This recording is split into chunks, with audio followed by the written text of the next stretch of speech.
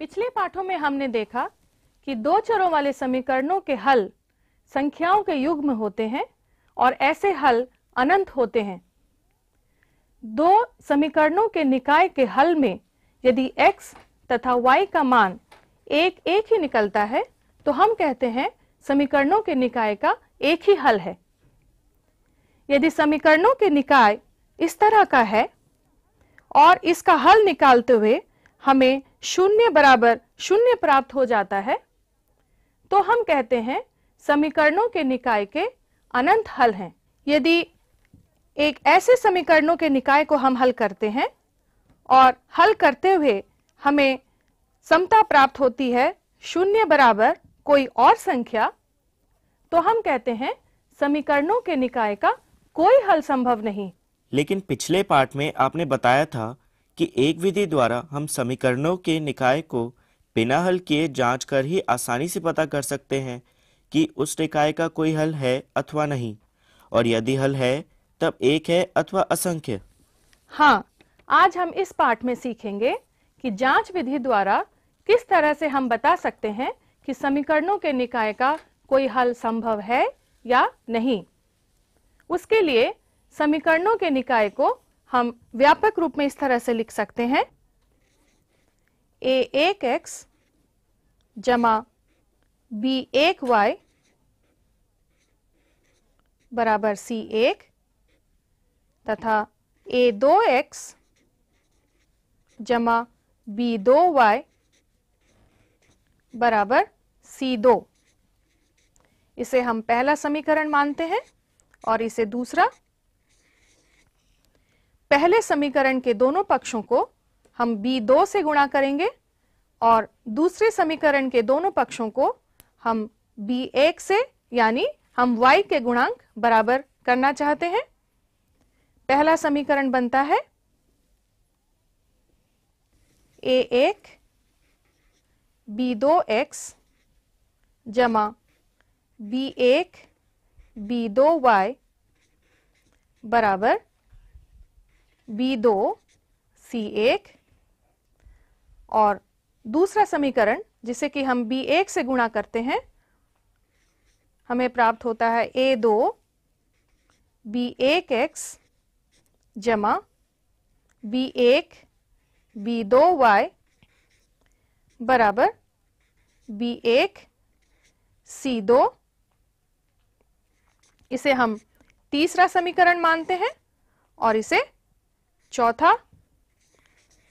अब तीसरे समीकरण से चौथे समीकरण को घटाते हैं, इससे y के गुणांक 0 हो जाएंगे और हमें प्राप्त होगा a1 b2 घटा a2 b1 गुणा x बराबर b2 c1 घटा b1 c2।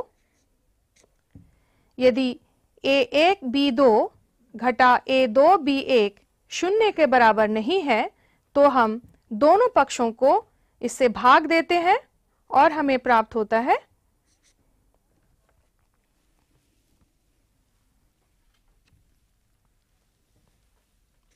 x बराबर b2 c1 घटा b1 c2 बटा a1 b2 घटा a2 b1। अब x के इस मान को हम किसी भी समीकरण में रख करके y का मान ज्ञात कर सकते हैं, या फिर जिस विधि से हमने x का मान ज्ञात किया था उसी विधि को प्रयोग में ला करके हम y का मान भी ज्ञात कर सकते हैं, और इस स्थिति में वो ज्यादा आसान होगा। इस तरह से हम पहले समीकरण को अगर a2 से गुणा करते हैं हमें प्राप्त होता है a1 a2x जमा a2 b1y बराबर a2 c1।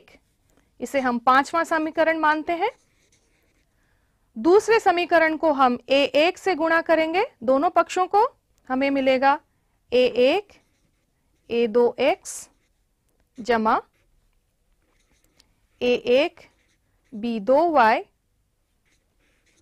बराबर a1 c2, और इसे हम छठा समीकरण मानते हैं। अब हम छठे समीकरण से पांचवें समीकरण को घटाते हैं, इससे x के गुणांक 0 हो जाएंगे और हमें प्राप्त होगा a1 b2 घटा a2 b1 y बराबर a1 c2 घटा a2 c1। यदि a1 b2 घटा a2 b1 0 के बराबर नहीं है तो हम दोनों पक्षों को इससे भाग दे सकते हैं और हमें प्राप्त होता है y का मान, y बराबर a1 c2 घटा a2 c1 बटा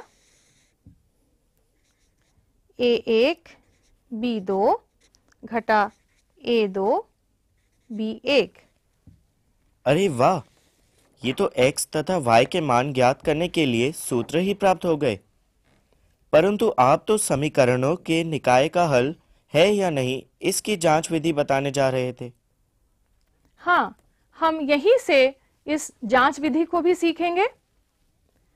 पहले हम x तथा y के मान में हर को देखते हैं। इन दोनों में ही हर है a1 b2 घटा a2 b1। यदि ये हर 0 के बराबर हो जाता है, यानी यदि a1 b2 a2 b1 के बराबर हो जाए, अर्थात यदि a1 बटा a2 बराबर b1 बटा b2 हो जाए तो हम x तथा y के मानों के हरों को देखते हैं। क्योंकि हर 0 है तो समीकरणों के निकाय का हल भी संभव नहीं। समीकरणों का ऐसा निकाय जिसमें कोई हल संभव नहीं, ऐसे समीकरण को हम कहते हैं असंगत समीकरणों की प्रणाली। अब हम x तथा y दोनों के मानों में अंशों को देखते हैं। यदि x के मान का अंश देखें, यानी b2 c1 घटा b1 c2, यदि यह भी 0 हो जाए, यानी हर भी 0 है और अंश भी 0, अर्थात b2 c1 b1 c2 के बराबर हो जाए, अर्थात b1 बटा b2 c1 बटा c2 के बराबर हो जाए, तो समता बनती है 0 बटा 0, अर्थात हम कहते हैं समीकरणों के निकाय के अनंत हल हैं। समझ आ गया, इतनी आसान जांच बस a1 बटा a2 b1 बटा b2 तथा c1 बटा c2 के मान देखकर ही बता सकते हैं कि समीकरणों के निकाय का कैसा हल होगा। बिल्कुल ठीक, इस तरह से हम जांच विधि द्वारा बता सकते हैं कि समीकरणों के निकाय का कैसा हल होगा।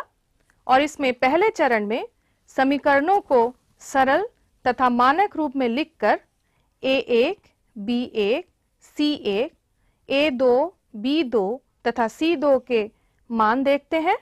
दूसरे चरण में a1 बटा a2 b1 बटा b2 तथा c1 बटा c2 के मान ज्ञात करते हैं। यदि a1 बटा a2 B1 बटा B2 के बराबर नहीं है तो हम कहते हैं कि समीकरणों के निकाय का एक ही हल है, अर्थात समीकरणों का निकाय संगत समीकरणों की प्रणाली है। यदि A1 बटा A2 B1 बटा B2 के बराबर है परंतु C1 बटा C2 के बराबर नहीं है तो हम कहते हैं समीकरणों के निकाय का कोई हल संभव नहीं, अर्थात समीकरणों का निकाय है असंगत समीकरणों की प्रणाली। यदि A1 बटा A2 B1 बटा B2 एवं C1 बटा C2 तीनों ही एक दूसरे के बराबर हैं तो हम कहते हैं कि समीकरणों के निकाय के अनंत हल हैं, यानी समीकरणों का निकाय संगत या आश्रित समीकरणों की प्रणाली है।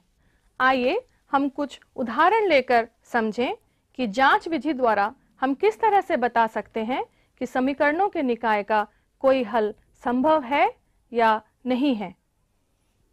समीकरणों का निकाय है 2x जमा 3y बराबर 8 एवं 3x जमा 4.5y बराबर 12। इसमें A1 2 है, B1 3 है और C1 8 है।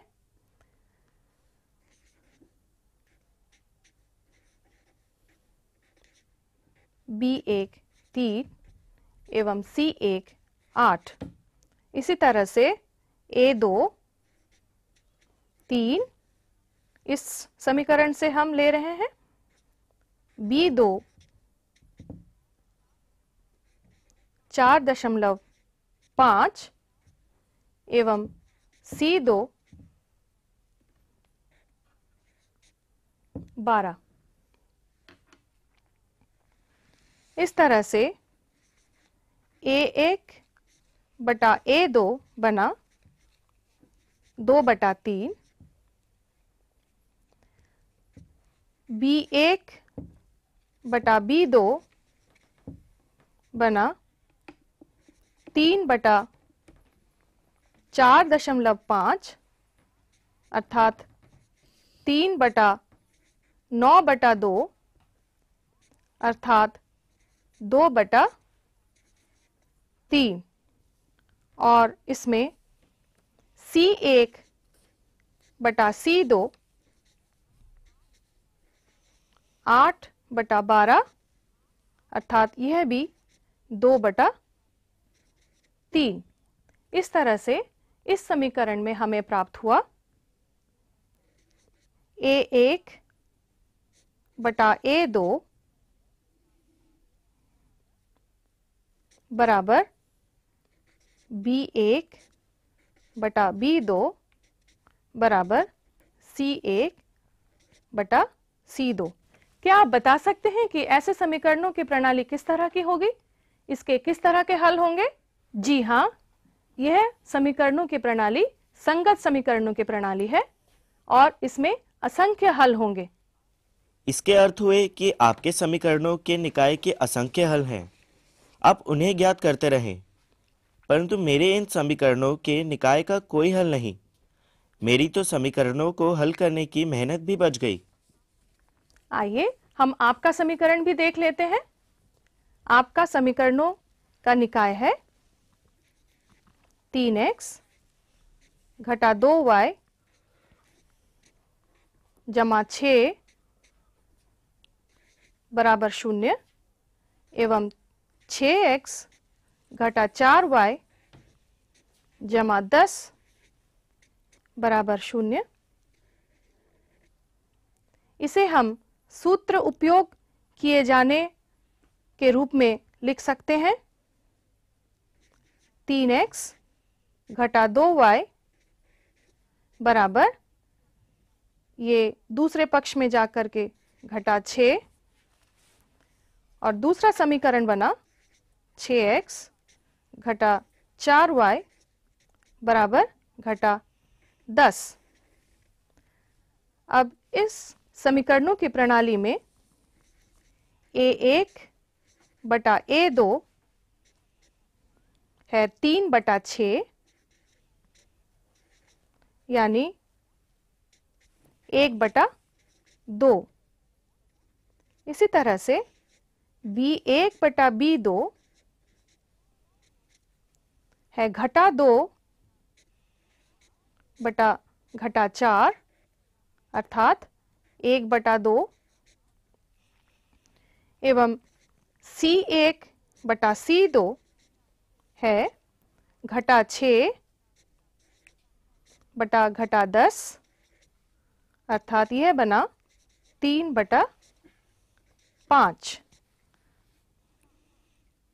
अर्थात यहाँ प्राप्त हुआ हमें A1 बटा A2 B1 बटा B2 के बराबर तो है, परंतु यह C1 बटा C2 के बराबर नहीं है। बिल्कुल ठीक, आपने बिल्कुल ठीक देखा कि ऐसे समीकरणों की प्रणाली असंगत समीकरणों की प्रणाली है, यानी यहाँ कोई हल संभव नहीं। यानी समझदारी तो अब इसमें ही होगी कि समीकरणों के किसी निकाय को हल करने से पहले जांच कर ली जाए कि उसका हल किस प्रकार का है, और यदि हल संभव हो तभी उपयुक्त विधि चुनकर हल ज्ञात करें। बिल्कुल ठीक। आइए हम एक और उदाहरण लेते हैं। समीकरणों की यह प्रणाली है ax जमा by बराबर p तथा ax घटा cy बराबर q। अब इस निकाय में A1 बटा A2 बना A बटा A, अर्थात 1,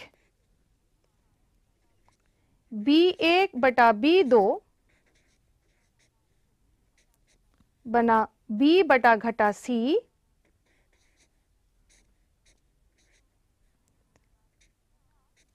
अर्थात घटा B बटा C। इस तरह से हम देखते हैं इस समीकरणों के निकाय में A1 बटा A2 B1 बटा B2 के बराबर नहीं है, अर्थात समीकरणों के इस निकाय का एक ही हल है। आपने C1 बटा C2 का मान तो ज्ञात ही नहीं किया।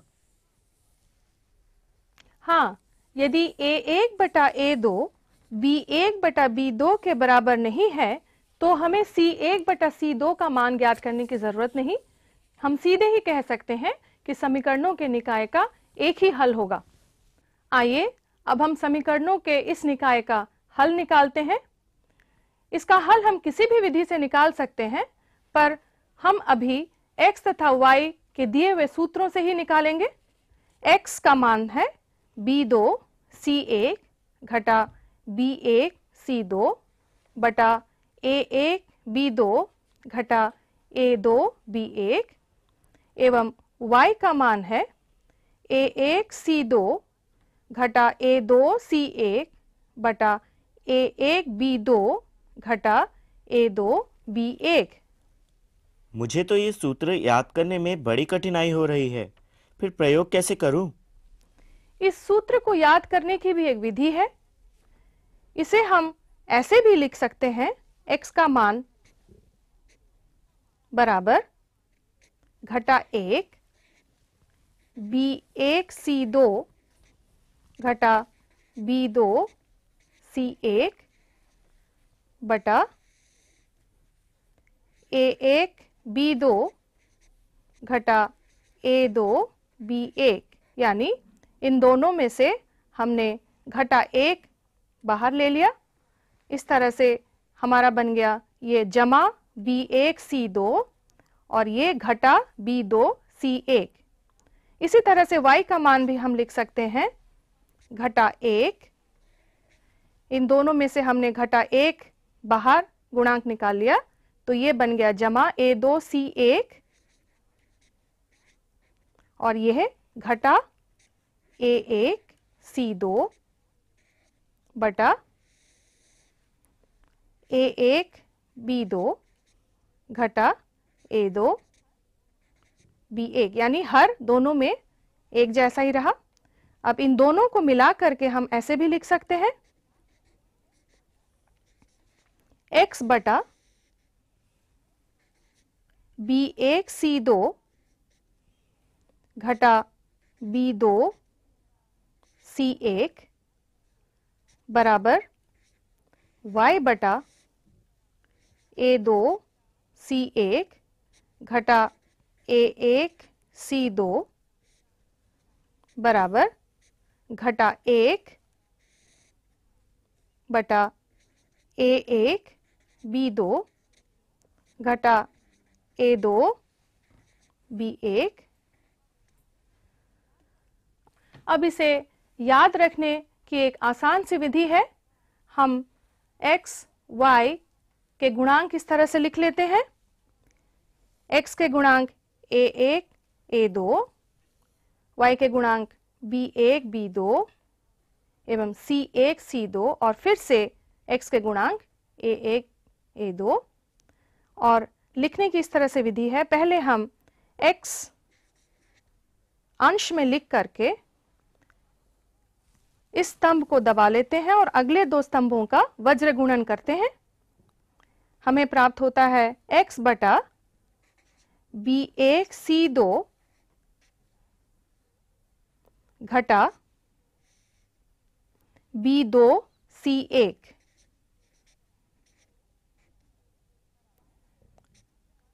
बराबर, फिर से अब हम y को अंश में लिख करके हर में लिखेंगे, y के गुणांक दबा लिए।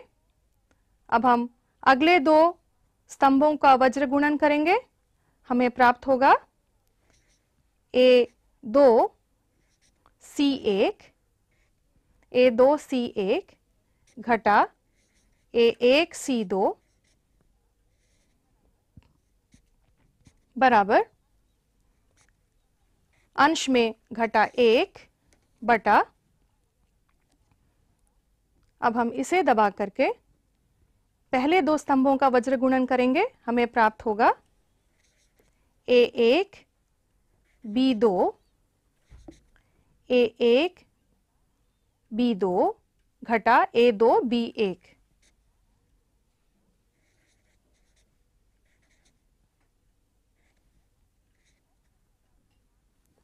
x तथा y के मान को ज्ञात करने की इस विधि को हम कहते हैं वज्र गुणन विधि। हाँ, इस रूप में तो ये सूत्र प्रयोग करना आसान है। आइए अब हम दिए गए निकाय का हल भी इस विधि से निकालते हैं। समीकरणों का निकाय था हमारा ax जमा by बराबर p तथा ax घटा cy बराबर q। पहले हम इसके गुणांक ऐसे लिख लेते हैं, a यानी x के गुणांक ऊपर नीचे लिखेंगे, फिर y के गुणांक b घटा c और फिर p तथा q। अब हम पहले अंश में लिखेंगे x बटा, हर बनेगा, x के गुणांक दबा लेते हैं और अगले दो स्तंभों का वज्र गुणन करते हैं, ये बनेगा BQ घटा घटा CP, यानी x बटा BQ घटा घटा CP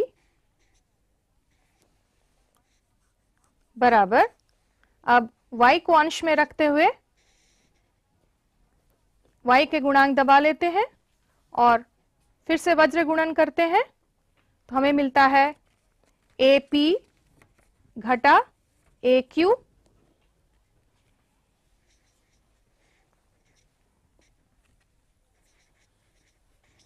बराबर घटा 1 अंश में रखते हुए, अब हम इसे दबा करके पहले दो स्तंभों का वज्र गुणन करते हैं, हमें प्राप्त होता है घटा AC घटा AB घटा AC घटा AB इसे सरल करते हैं हम।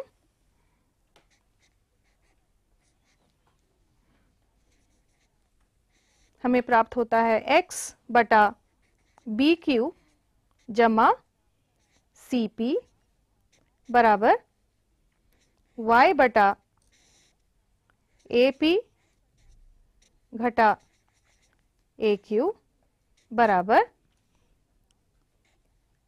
1 बटा ए सी जमा ए बी। अब यहां से हम x तथा y का मान ज्ञात कर सकते हैं। x का मान बना बी क्यू जमा सी पी बटा ए सी जमा ए बी तथा y का मान बना, ये अंश में चला जाएगा यहाँ, ए पी घटा ए क्यू बटा ए सी जमा ए बी। वज्र गुणन विधि है तो अच्छी, परंतु थोड़े अभ्यास की आवश्यकता है। हाँ, परंतु अगर हम अभ्यास ठीक से करें तो वज्र विधि द्वारा हम सीधे सीधे ही किसी भी समीकरणों के निकाय का हल निकाल सकते हैं। तो आज हमने देखा इस पाठ में कि दो चरों वाले समीकरणों के निकाय के संगत या असंगत होने के क्या शर्तें हैं, या वज्र गुणन की विधि के क्या नियम हैं। इस विधि का एक और भी उपयोग है, आइए इसे उदाहरण से समझें। सवाल है k के किस मान के लिए समीकरणों के निकाय kx जमा 2y बराबर 5 तथा 3x जमा y बराबर 2 का एक ही हल होगा। अब समीकरणों के निकाय का एक ही हल होने के क्या शर्त है? a1 बटा a2 b1 बटा b2 के बराबर ना हो। अब समीकरण जो हमें दिया गया है उसमें a1 का मान है k, b1 का मान है 2, a2 का मान है 3 तथा b2 का मान है 1, यानी a1 बटा a2 बना k बटा 3 तथा b1 बटा b2 बना 2 बटा 1। अब शर्त अगर हम इसमें लगाएं कि समीकरण का एक ही हल होगा तो हमें मिलना चाहिए k बटा 3 2 बटा 1 के बराबर ना हो, अर्थात k 6 के बराबर नहीं हो। अर्थात समीकरणों के इस निकाय का एक ही हल होगा यदि k का मान 6 के अलावा अन्य कोई भी संख्या हो। ऐसे प्रश्नों को हल करने के लिए तो ये शर्तें याद रखना बहुत आवश्यक है। जी हाँ, आइए हम एक बार फिर से देखें कि आज के पाठ में हमने क्या सीखा। दो चरों वाले समीकरणों के निकाय के संगत या संगत होने के क्या शर्तें हैं और उन्हें जांच विधि द्वारा हम कैसे निकाल सकते हैं। जांच विधि द्वारा पहला चरण है समीकरणों को सरल तथा मानक रूप में लिखकर a1, b1, c1, a2, b2 तथा c2 के मान देखें। दूसरे चरण में a1 बटा a2, b1 बटा b2 तथा c1 बटा c2 के मान ज्ञात करें। यदि a1 बटा a2 b1 बटा b2 के बराबर नहीं है तो हम कहते हैं कि समीकरणों के निकाय का एक ही हल है और ऐसे समीकरणों का निकाय संगत समीकरणों की प्रणाली कहलाती है। यदि a1 बटा a2 b1 बटा b2 के बराबर है परंतु c1 बटा c2 के बराबर नहीं है तो हम कहते हैं कि ऐसे समीकरणों के निकाय का कोई हल नहीं, अर्थात ऐसे समीकरणों का निकाय असंगत समीकरणों की प्रणाली है। यदि A1 बटा A2, B1 बटा B2 तथा C1 बटा C2 तीनों एक दूसरे के बराबर हैं, तो हम कहते हैं कि समीकरणों के निकाय के असंख्य हल हैं और ऐसे समीकरणों का निकाय संगत या आश्रित समीकरणों की प्रणाली कहलाती है। इसके अलावा वज्र गुणन विधि द्वारा हम x तथा y का मान निकाल सकते हैं। इसमें हम लिखते हैं x बटा B1 C2 घटा B2 C1 बराबर y बटा A2 C1 घटा A1 C2 बराबर घटा 1 बटा A1 B2 घटा A2 B1, और इसी से हम x तथा y का मान ज्ञात करते हैं। अब आप पुस्तक में दिए गए सवालों का हल करिए। धन्यवाद।